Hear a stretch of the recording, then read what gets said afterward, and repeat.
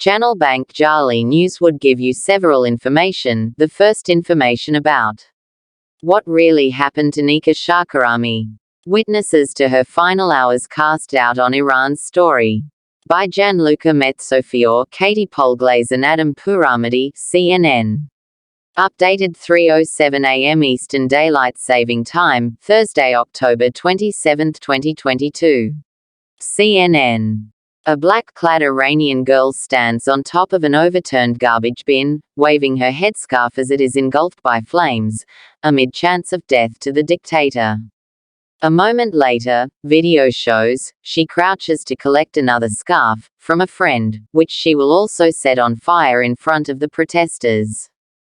The girl was 16-year-old Nika Shahkarami, from Tehran. A few hours after these scenes were recorded on September 20, in videos exclusively obtained and verified by CNN, Nika went missing.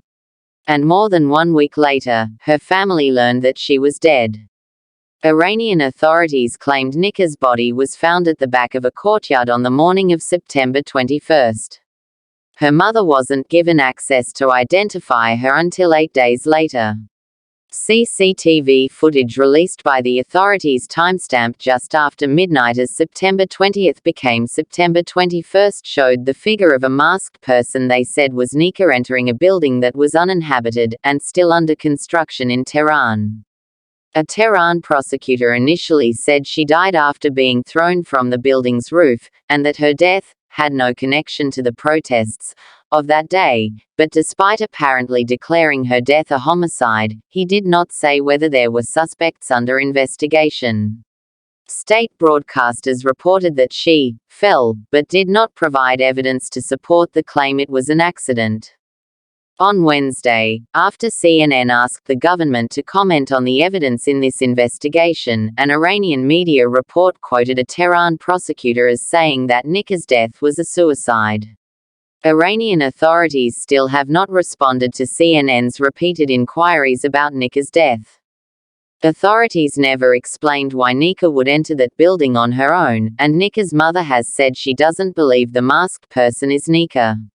Her mother has said she believes Nika was killed by the authorities, but the authorities have never said whether Nika was in their custody at any point.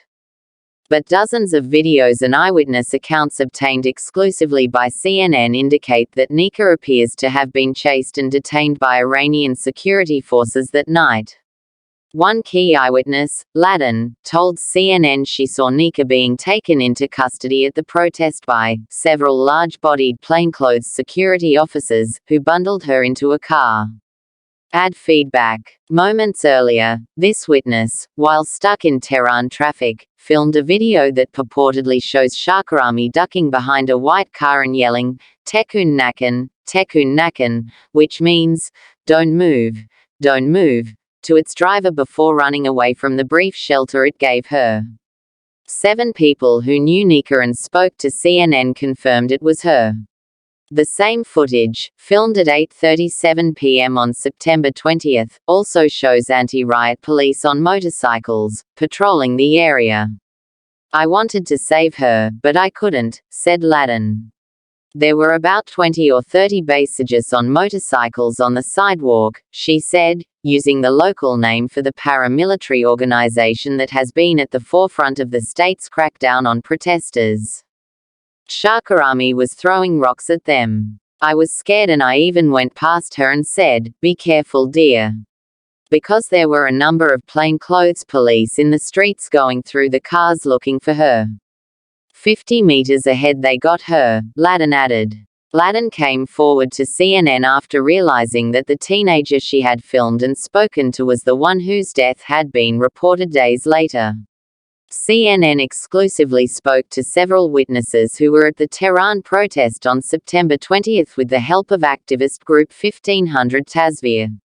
Other videos, including the scarf-burning ones, are evidence that Nika was at the forefront of the protests earlier in the night, before the crackdown started, fearlessly leading chants and throwing rocks, according to several testimonies. That would have made her a target for security forces, including members of Iran's feared Basij militia, as they started to descend into the area around the University of Tehran and Keshawaz Boulevard where most of the protesters gathered that evening, witnesses said. I remember how brave she was because she would go up on the garbage bin and wouldn't come down. She also burned her head scarf, said Najmeh, a protester who was with Nika at the demonstration. CNN is using pseudonyms for all of the witnesses quoted in this investigation, due to the risk to their safety. Police, firing tear gas and pellet shots.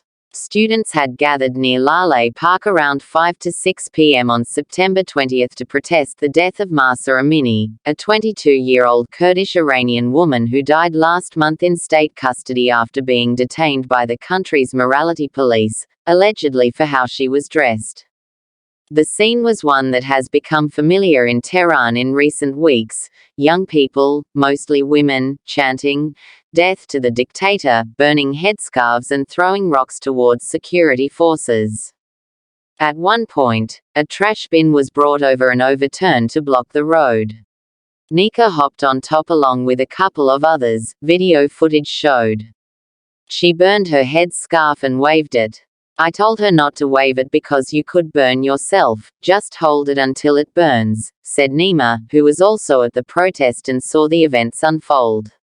Then she took the headscarves of the two friends who were with her and burned those as well. In other videos from that evening geolocated and verified by CNN, Nika is shown hurling rocks at anti-riot police forces. She's carrying a distinctive cat rucksack and wearing a black mask and hat on her head. Sounds that appear to be gunshots can be heard. From 7 to 8 p.m., the security forces' crackdown intensified, witnesses said. They were firing tear gas and pellet shots and grabbing protesters. Almost all of us were confronting them and running away, said Reza, another witness. As anti-riot police and Basij forces filled the streets, protesters started to move in all directions to escape the crackdown. Another witness, Dina, who spent some of the protest walking alongside Nika, told CNN she saw Nika in front of a gas station not far from the University of Tehran, where the group of protesters had gathered after fleeing tear gas launched by the security forces.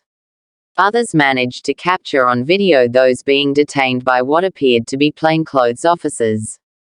Reza added, I saw with my own eyes security forces hitting women with batons, and they grabbed many of them and took them to police vans. It is in this context of extreme repression of the protest that Nika was last seen by the witnesses who spoke to CNN, and 9 more days would pass before her family was given official word of her whereabouts. Videos verified and geolocated by CNN prove that the girl, in the last witness footage provided to CNN showing her alive, was hemmed in by security forces on 3 sides. I think Nika got stuck that night when we were running away. Because she was very young, Dina said. Conflicting accounts. While Iranian authorities insist Nika died on the grounds of that uninhabited building, her mother Nasrin told Etimad, an independent Iranian newspaper, in an interview published on October 10 that she believes her daughter was at the protests and killed there. Iranian security forces arrested 8 people who were workers in the building which Nika allegedly entered a few hours after eyewitnesses saw her at the September 20 protests, state-aligned news agency Tasnim reported on October 4. Tehran's prosecutor Ali Salehi said a judicial criminal case had been launched and expressed his condolences to Nika's family, state-run IRNA said. Mohammad Shahiri, the head of criminal prosecution of Tehran province, initially said Nika's injuries corresponded with having been thrown down, citing an autopsy that revealed multiple fractures in the area of the pelvis, head, upper and lower limbs, hands, feet and hip, Tasnim reported. He added that, an investigation showed this incident had no connection to the protests. No bullet holes were found on the body. CNN has repeatedly sought comment from the Iranian authorities on whether Nika was detained at the protests that night and whether other women were assaulted and put in police vehicles. CNN also asked the Tehran prosecutor's office about the status of the criminal investigation into Nika's death. No responses were received prior to the publication of this story. On Wednesday, the online news outlet Mizan, which is affiliated with Iran's judiciary, published a report saying that Nika's death had been a suicide, citing a prosecutor from T. However, a death certificate first seen by BBC Persian and verified by CNN states that Shahkarami died from multiple injuries caused by blows with a hard object. In the Etemad interview, Nassan said she had spoken by phone with Shahkarami many times on the day she disappeared. The background noise during the calls indicated she and the other protesters were fleeing from security forces, Nassan added. Nika also mentioned a few locations she was in: Engelab Square, Keshavaz Boulevard and Valiasa Street, according to Nassan, which match the videos geolocated by CNN.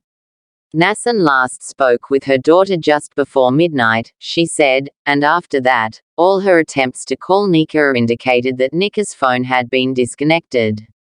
Nika's Instagram and Telegram accounts were deleted, according to Nika's aunt and several protesters who spoke to CNN.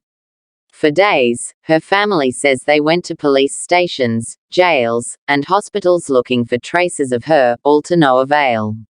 Finally, on September 30th, Nika's mother and brother were asked to identify Nika's corpse, she told BBC Persian.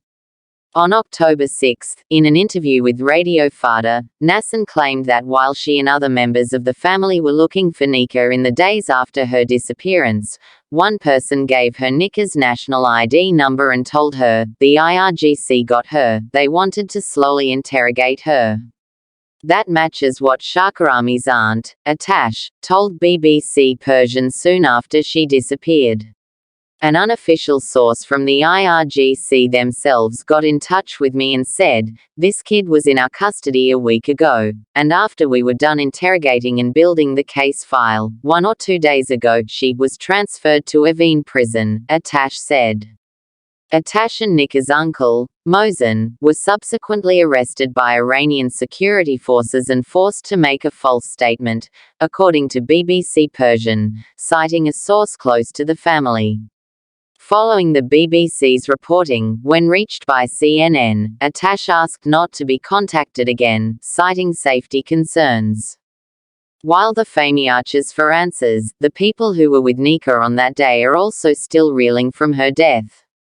The second news was, body of Joshua Jones, American killed in Ukraine, returned to Ukrainian custody. By Clarissa Ward, Mick Crever, Scott McQuinney and Dave Allsoup, CNN. Updated 4:44 a.m. Eastern Daylight Saving Time, Thursday, October 27, 2022. Zaporizhzhia region, Ukraine. The body of an American man killed in August while fighting alongside the Ukrainian military has been returned to Ukrainian custody by the Russian military. A CNN team witnessed the transfer in the Zaporizhzhia region on Wednesday. The American is 24-year-old Joshua Jones, who was killed in August. The U.S. State Department has informed Jones' family about the body's return, Jones' father, Jeff Jones, told CNN on Wednesday. Joshua Jones' mother, Misty Gossett, told CNN that the return of her son's body means everything, and that it feels like the weight of the hope's been lifted off her. I'm proud of my son's character, Gossett said. He was selfless in risking his life for a country that we have no connection to at all. But he felt the calling, and there was no talking him out of it. The transfer took place just north of Vasilivka, in the Zaporizhzhia region, between Ukrainian and Russian-controlled Ukraine. The two sides had agreed to a 2-hour ceasefire in no man's land between Russian and Ukrainian-held Ukraine. A Ukrainian ambulance was on site to transport Jones' body. The Ukrainians said that they were able to identify the body by Jones' tattoos and other identifying characteristics. The Russians had also sent photos of the body in advance. Ukraine released a Russian soldier on Wednesday as part of a larger swap, in which 10 Ukrainians were already freed. In a tearful phone call, Jeff Jones told CNN, "We got him back. I cannot tell you what a burden is lifted off this family," said Jones. "I couldn't give up that hope." Jones said he got a message from the International Legion on Wednesday morning at 6:30 a.m. via the Signal app. He said he missed it. At 7 a.m. he got a call from his son's fiancée with the news. A little later, the U.S. Embassy in Kyiv called him and verified the return. Gossett characterized her last conversation with her son as fun, telling CNN's Jake Tapper on Wednesday that Jones sent her a photo 3 days before his death showing his long beard and ponytail. She said she joked about barbershops not being open and commented on the red color in his beard. "His whole life he's looked like his dad, but I saw Mama in that red beard," she said. "Joshua, he was a soldier, he was a born soldier," Gossett said. "He was named after the Battle of Jericho, and he proved he lived up to his name so valuably." On Wednesday, U.S. State Department spokesperson Ned Price expressed his condolences to Jones' family in a statement, saying that United States is appreciative of Ukraine for including recovery of this individual's remains in its negotiations with Russia. He added that the remains will soon be returned to the family. Jones' remains were found in the so-called Donetsk People's Republic (DPR), a Russian-backed, self-declared republic that has governed a breakaway portion of Ukraine's Donetsk region since 2014. DPR officials said in August that Jones' body had been transferred to a mortuary in the region and that they were ready to discuss a transfer of his remains. General, thank you so much for Jones became one of a number of Americans who have been captured or killed in Ukraine since the outbreak of war in February. Stephen Zabierski was killed in May and Marine Corps veteran Willie Cancel was killed in April. Well, thank you, In Brianna. July, the State Department said 2 American citizens were killed in Donbas. Two American veterans, Andy Ty Knockheim and Alexander John Robert Druk, were captured in June while fighting for Ukraine in a battle near Kharkiv. The pair were released last month as part of a prisoner swap between Russia and Ukraine that was brokered by Saudi Arabia. And CNN has previously reported that a third American, U.S. Marine veteran Grady Kirpasi, went missing in action in June.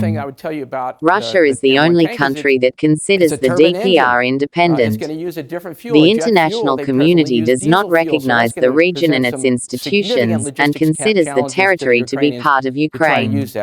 Independent watchdog groups have long accused the separatists of a dismal human rights track record and ill treatment of prisoners. Clarissa Ward, Mick Crever, and Scott McQuinney reported from Zaporizhzhia, Dave Allsup reported from Atlanta. Amanda Musa, Rob Picketta, Ollie Ratz, Manvina Suri, Jennifer Hansler, Andy Babino and Sahar Akbarzai contributed reports. Thank you for your attention and don't forget to like and subscribe.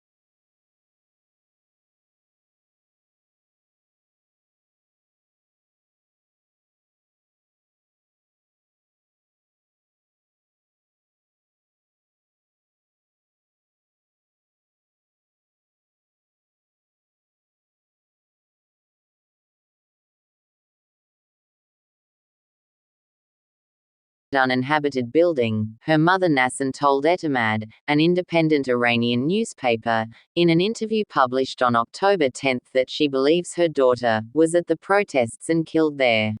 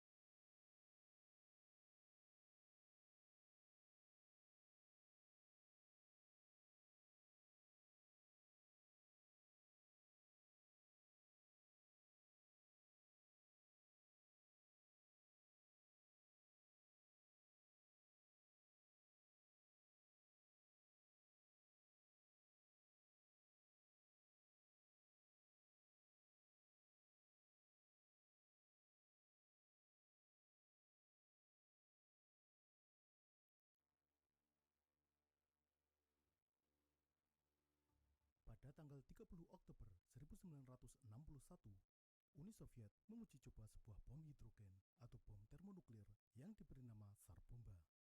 Bom seberat 27 ton tersebut merupakan senjata nuklir terkuat yang pernah diuji coba oleh umat manusia. Tsar Bomba memiliki kekuatan setara 50 megaton TNT, berarti sama dengan 50 juta ton TNT diledakkan bersamaan.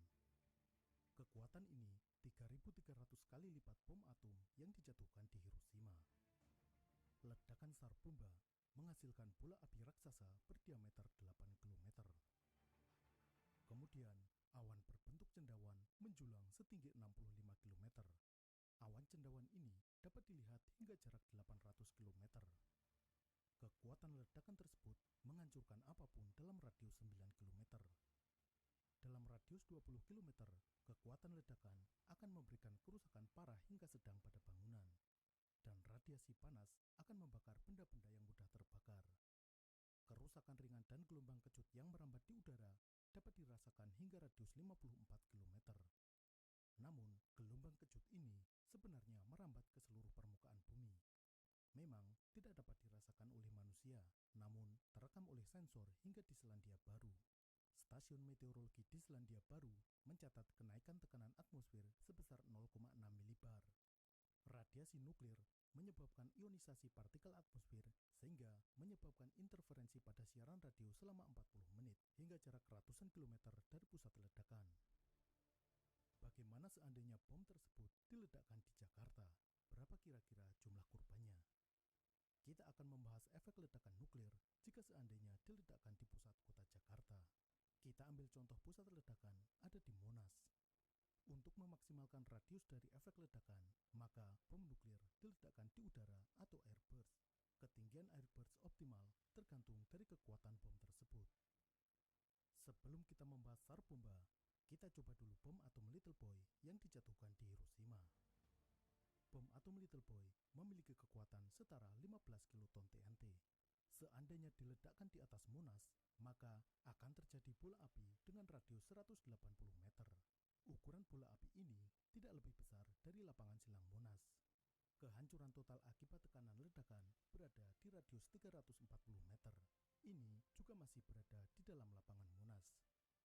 Di luar area tersebut, hingga radius 1,6 km terjadi kerusakan parah pada infrastruktur.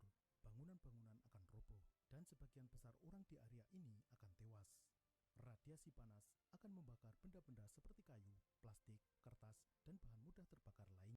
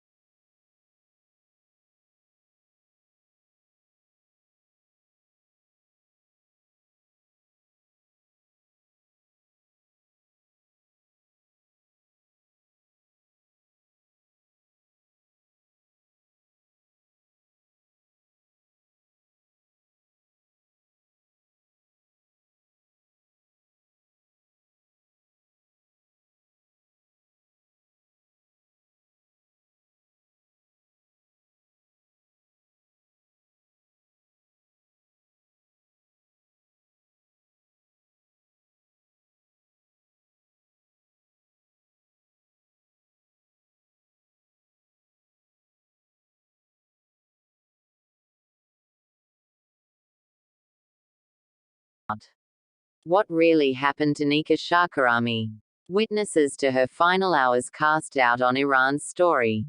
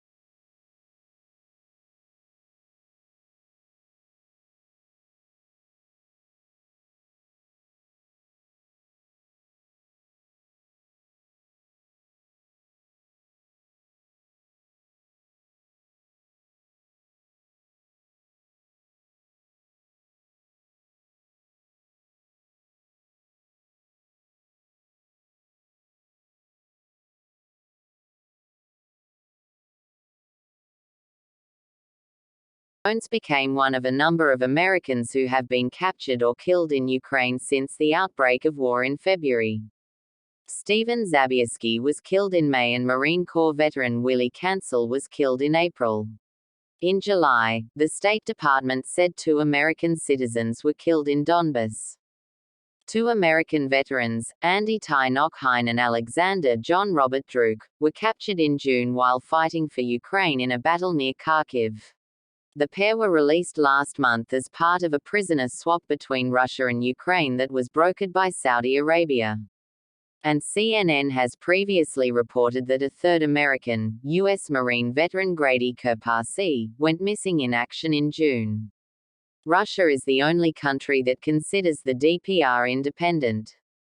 The international community does not recognize the region and its institutions, and considers the territory to be part of Ukraine. Independent watchdog groups have long accused the separatists of a dismal human rights track record and ill treatment of prisoners.